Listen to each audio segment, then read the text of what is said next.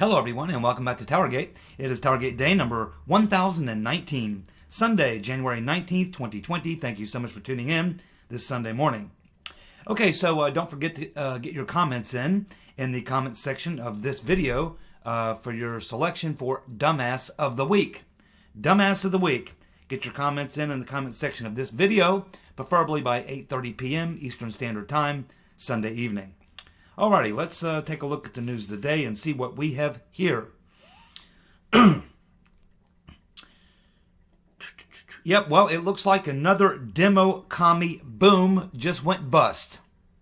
That's right, another demo commie boom has just gone bust.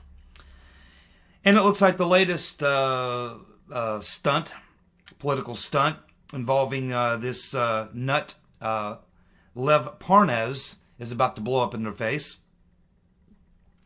Because now we have the former Ukrainian prosecutor, Viktor Shokin, now telling One American News Network that Lev Parnes is lying. And he's lying about the secret meeting in Vienna. He says there was no secret meeting in Vienna, and that he may follow in Devin Nunes' footsteps and follow Nunes' lead in suing Parnes. So we've had a high-level Ukrainian official now come out and say that Parnes is a liar.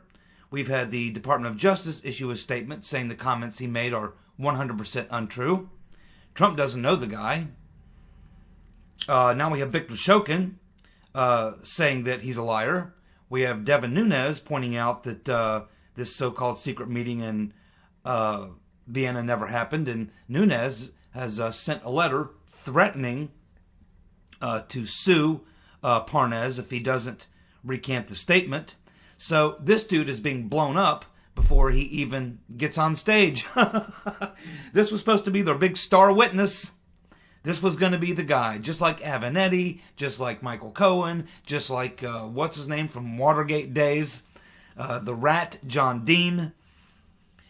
I've never seen a political party have so many fails and lose so often. They lose at everything.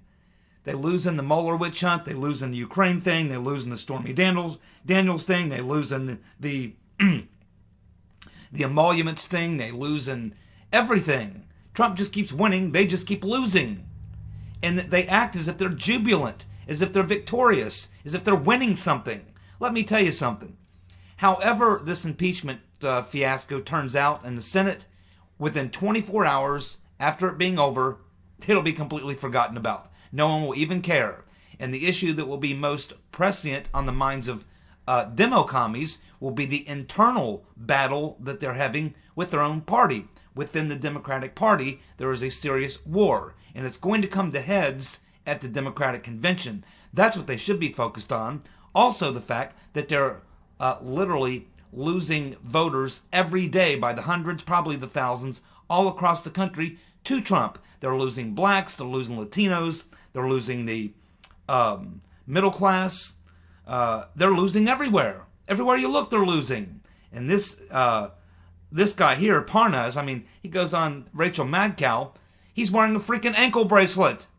He's out on jail pending his court trial, which he'll be found guilty. They got a ton of evidence against him. This guy's headed to the lockup, right along with Cohen. I mean, you can't make this stuff up, man. I guess, I mean, these people are clearly delusional. I've just, it's funny, I guess, to sit and watch these people as they lose and lose and lose, yet all the while believing that they're winning. They believe there's some great mass underground movement just bubbling under the surface that's ready to have a communist revolution to defeat Trump in a landslide in 2020 and overturn everything, upset everything. They really believe this in their minds, and it has a lot to do with the fact that they only associate with people who think like they do. They live in an echo chamber, largely built around the Washington media complex and the two coasts, where they just are living in another world. But, I mean, I'm certainly happy to sit back and watch them I mean, I guess if you're going to go down, you might as well go down smiling. I mean, sometimes it's better just to be an idiot. Sometimes, in fact, I have that feeling myself a lot of times. Sometimes I wish I was really ignorant and didn't know a lot of things that I know. I would probably be less stressed, a lot happier, and not so frustrated with things so much of the time. Sometimes it's better maybe just to live in a complete world of ignorant bliss. Unfortunately, that doesn't seem to be the path that my life has followed. I was involved in, getting involved in and getting interested in studying government corruption and all these sorts of things in my late teens when I became fascinated with history and things.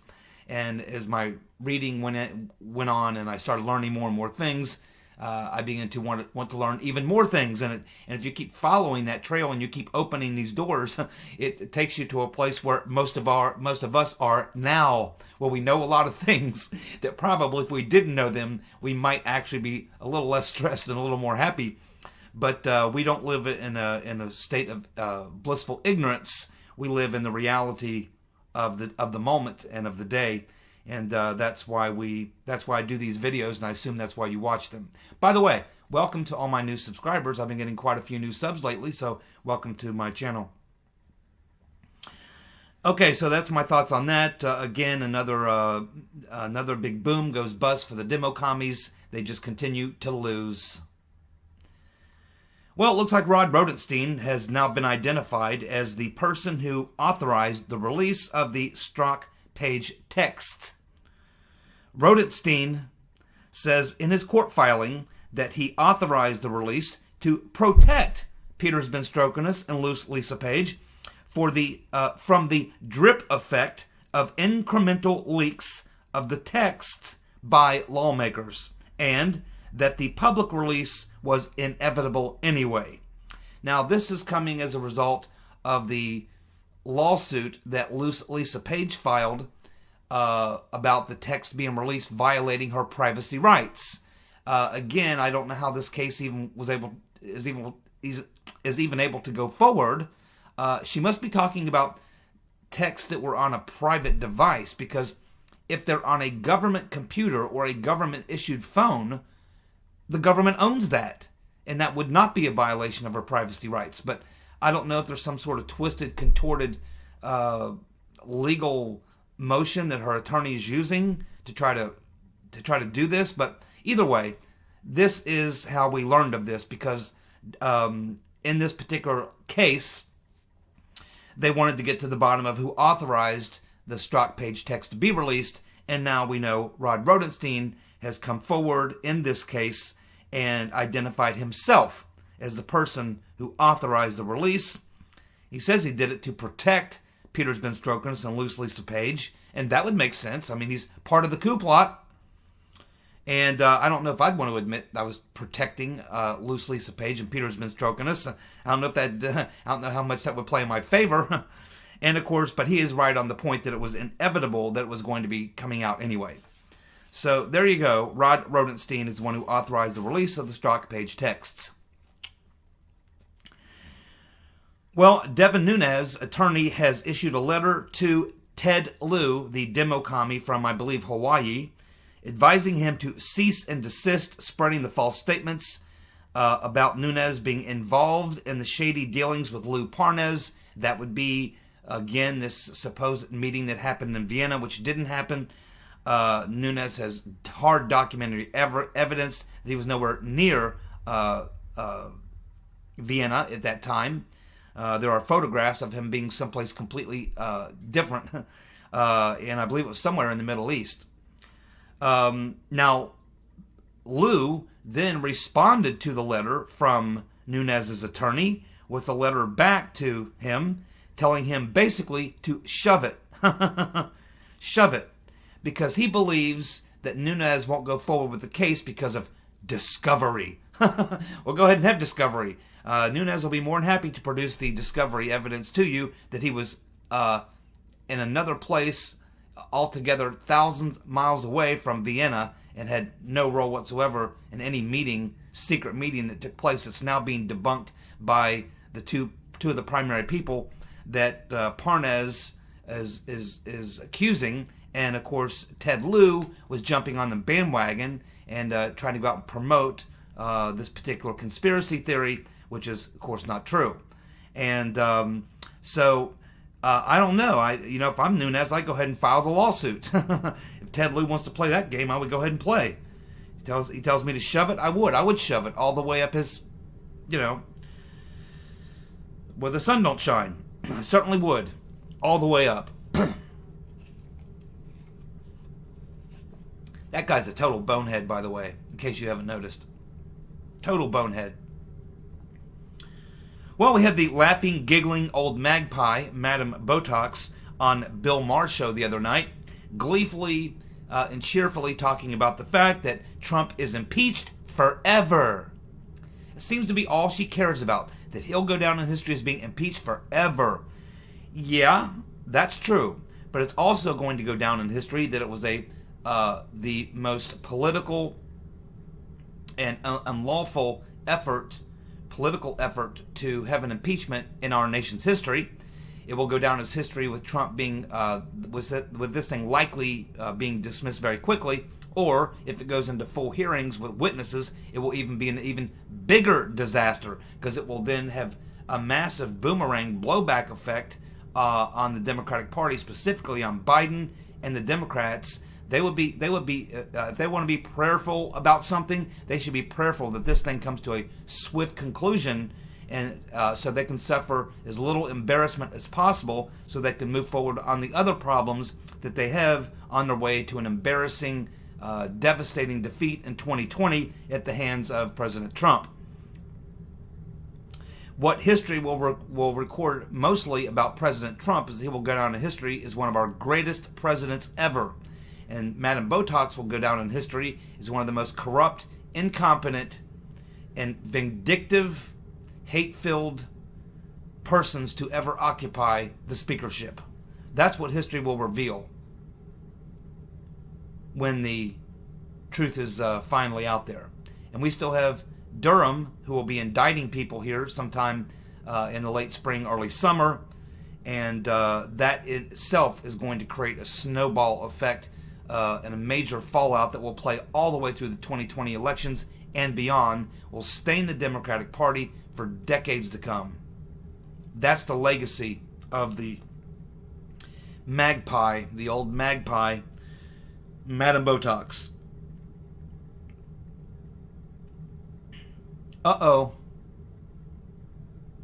It looks like the very first law firm that was representing Michael Flynn had hired Trish Anderson, who's a former DOJ employee, member of the small group, while they were representing Flynn. You got to be kidding me. Let me read that again. The first law firm that was representing Michael Flynn hired Trish Anderson at the very time that they were representing Michael Flynn. She would have been involved in the frame-up of Michael Flynn. Anderson was part of the small group, the coup plotters. She was involved in virtually all of the major events of the Trump-Russia collusion hoax and all the illegal activity that went on at the DOJ, where she was the number 2 person in the legal department there, along with Mary Moyer, who has a lot of problems of her own.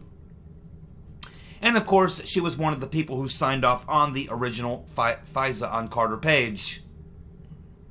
Now, this is a problem, because if they did not disclose this to Michael Flynn, then this would actually, I believe this violates a code of ethics within the Bar Association. You're not supposed to have a client who you represent at a firm when you have other people at the firm who are actively on the opposite side of an investigation, of the investigation that's currently in play. That's kind of an ethics violation. And if you did not tell your client about that, that would be more than an ethics violation. It would be grounds for a civil lawsuit, and a big one, and one that Michael Flynn would win easily. Especially if you, in the course of that, you interview Anderson and find out if she was tasked with providing any information that she brought with her to this law firm as a result of being part of being in the know about all of these things that were going on, including the frame-up of Michael Flynn, the confidential informants being used, and all that information. That all would have passed through her hands. This is a big problem.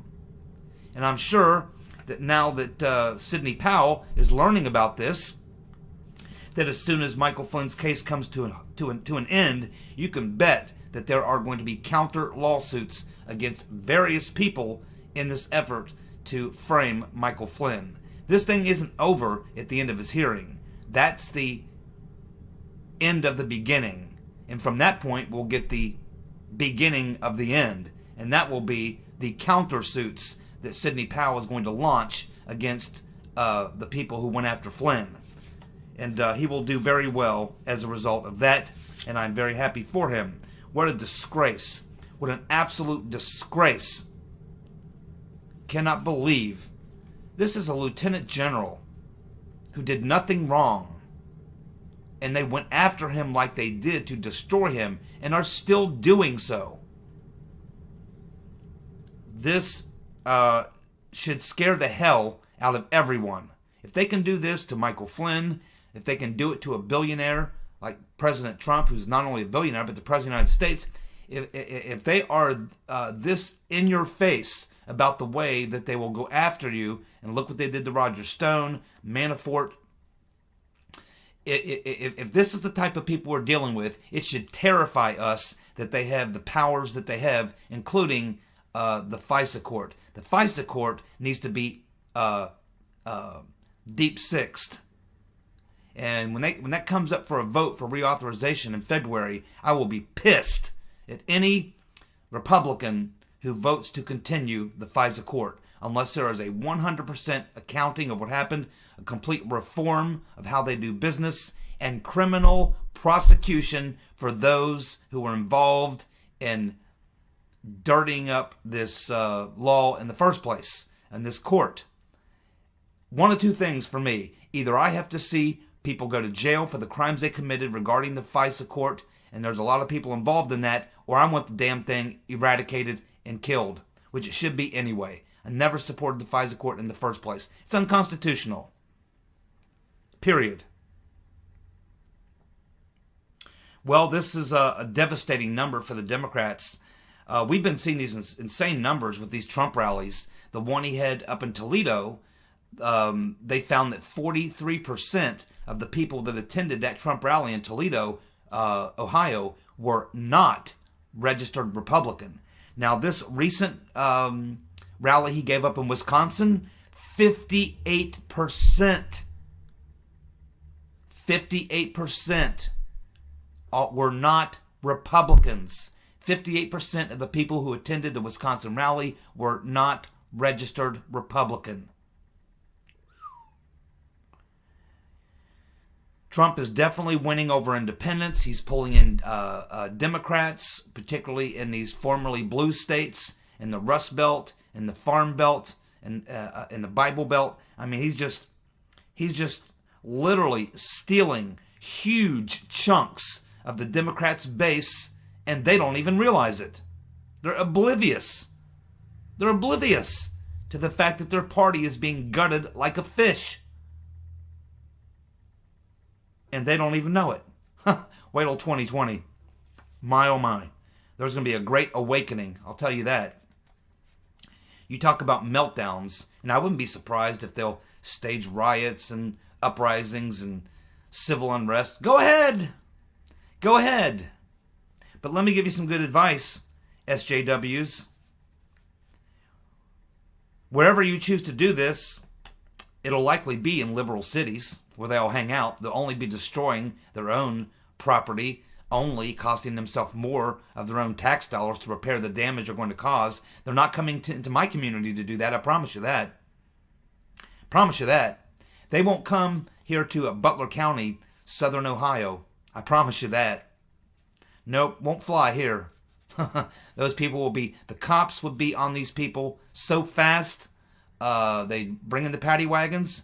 Sheriff Jones has got a couple of big paddy wagons. He would roll them in. He'd open them up. He'd throw these people in there and lock their ass up in jail for 24 hours, charge them, and send them on their way. And if they acted up anymore, he'd throw them right back in jail again. They wouldn't be tolerated around here. That kind of stuff doesn't fly around where I live. No way.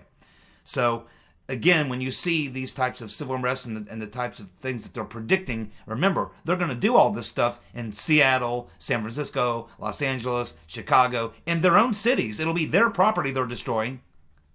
Knock yourself out, fools. Well, Commie Bernie is now denying that the Democrats are rigging the primary against him. And what is this in response to? It's in response to what I told you yesterday, that Trump was having some fun on Twitter on Friday and was pointing out that the Democrats are likely delayed. He's suggesting, and I think there's some truth to this. It's not the main reason, but it's one of the reasons, I'm sure, that Pelosi held on to the impeachment articles, was to force Sanders specifically to come off the campaign trail. Now, it affects Warren and Klobuchar too, but they're not really in the game. The game right now is between Biden and Bernie. That's what the game is. And they're trying to do everything they can to help quid pro quo Joe, because he can't do it on his own. If you leave Joe, Uncle Joe, to try to win this thing on his own, he will lose. Bernie will beat him, and they know that. So they have to do everything they can. But the reason Bernie is coming out and saying this is because Trump came out and said that the Democrats are cheating Bernie, so he just has to be the contrarian. Anything Trump says, the Democrats have to say the opposite is true. So what's funny about this is the people who really, truly believe this, and they're right, and they're the ones pushing it, and they're the ones most upset about it, are Bernie's own supporters. So Bernie thinks he's getting a dig in at Trump, when in fact all he did was completely sideswipe and blast his own supporters. It's his own supporters who are furious that Bernie is being cheated by the DNC and by the Democrat Party, just like he was in 2016, and it's happening again. And his supporters are furious about it. They do believe that Nancy Pelosi held back the articles of impeachment to keep Bernie off the campaign trail for a couple weeks, to hurt him. And they fully believe that. And Trump was just reiterating that fact on Twitter. So Bernie has essentially kicked his own supporters right in the stones. But you know what really bothers me about Commie Bernie is this guy has no balls whatsoever. This man has no backbone. He will not even stand up for himself. Imagine if he were president, how the Chinese would, and the North Koreans and everyone else would walk all over him, especially the Europeans. They would walk all over Bernie. He won't defend himself, and he certainly won't defend his supporters. He's a weak, slimy scoundrel without a backbone. He's a salamander. He has no upright stiffness in his back at all. He's a wretch.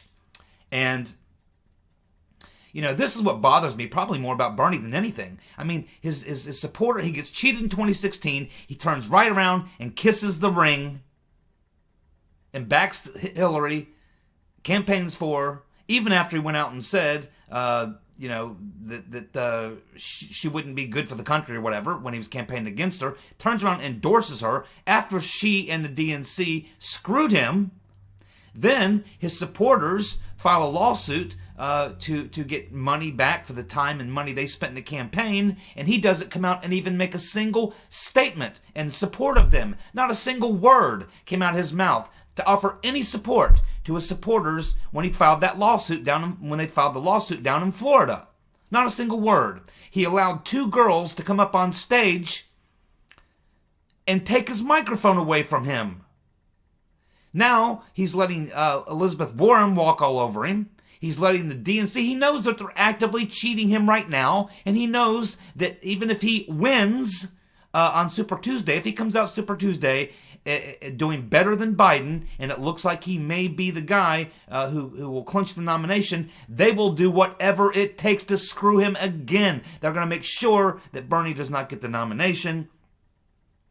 And everyone knows it. Everyone knows it.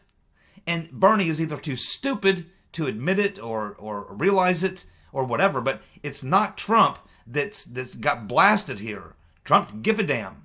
It's his own supporters. Can you imagine being a Bernie supporter? As angry as you are about what you see happening, and you see him come out and say, well, you know, the Democrats aren't trying to cheat me. You'd be like, what? This is the guy I'm supporting? He has no backbone. He has no balls. This guy is a total freaking wretch. When are Bernie Sanders supporters going to wake up? Pitiful. And I'll tell you what's going on in Virginia with that gun grab with Governor Blackface. Man, I'll tell you what. Trump's having a field day tweeting about that as well. And you can bet that in the 2020 campaign, when it gets started, he is going to use that to basically bludgeon whichever Democrat he's running against, using Virginia as the example of how they will come after your guns. He is going to force whichever Demo-commie it is that gets the nomination to come out and take a strong position against the Second Amendment. It's the only position they'll be able to take. And when they do, this is exactly what he's going to use as an example to blast them into infinity. Again, it's hard to get elected or win states in the Midwest, the Rust Belt, the Bible Belt, this whole Midwestern and Central Plains, even in the Southwest, it's hard to win when you run on an anti-gun platform. That's why Democrats stop talking about it when it comes time for a general election. The Washington Post has been forced to admit that tariffs didn't cause a rise in the consumer prices, and it didn't cause inflation either. That's what they're really talking about, just as they had predicted right along with everything else they predicted. You notice how Trump gets no credit whatsoever. Everything else, they go after him for everything he does. They blame him for everything, but one thing they won't blame him for is the kick-ass economy.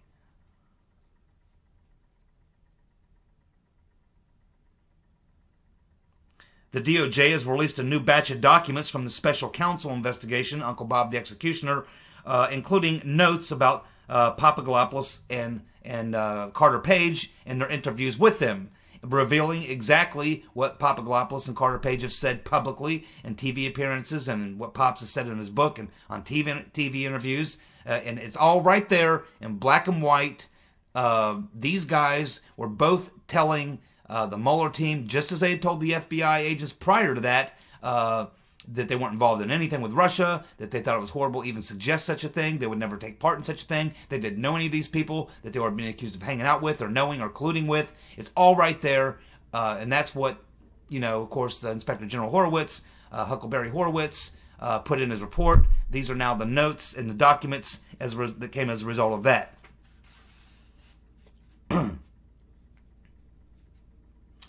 Good story in the Washington Examiner by Daniel Chayton yesterday, where he lays out in his story that there's a trail of documents. Something I've talked about a lot is the fact that the coup plotters were very, very stupid. They left behind a ton of breadcrumbs, and it has a lot to do with the fact they never thought Trump would win, that they thought Hillary would lose. Otherwise, they'd have burned these documents a long time ago, or they never would have created them to start with. But they left behind so many documents that John Durham is just a matter of having a large enough group of people to be able to go through them all. That's how many documents there are. So that's what this story is relating to, is that there's a trail of documents that Durham, that's led John Durham to focus his investigation into the origins of the Russia investigation and specifically focused on the first several months of Trump's tenure. That would be from January 2017 to May 2017. There's a strong paper trail which has led Durham's investigation into possible misconduct by FBI and intelligence officials. This being reported by Catherine Herridge, who's now over at NBC or CBS or one of the other networks now, no longer with Fox, but she's still reporting on this story.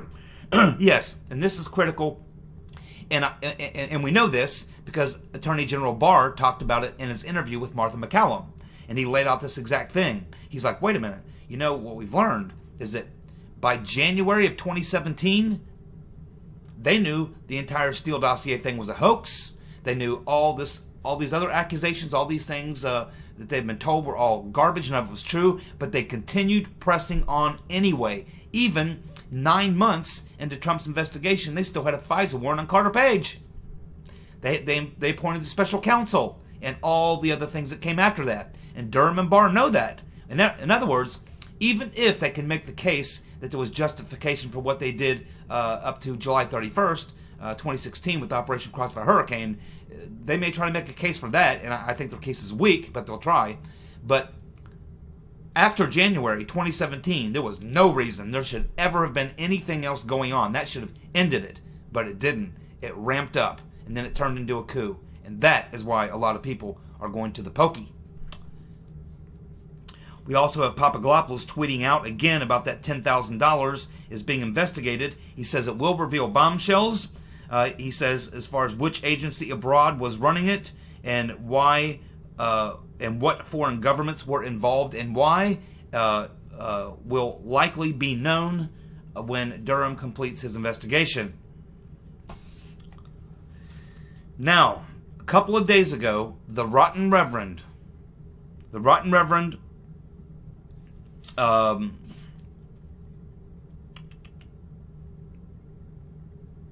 yes, the Rotten Reverend sent out a tweet saying, quote, "I've got the kind of life you can't make up.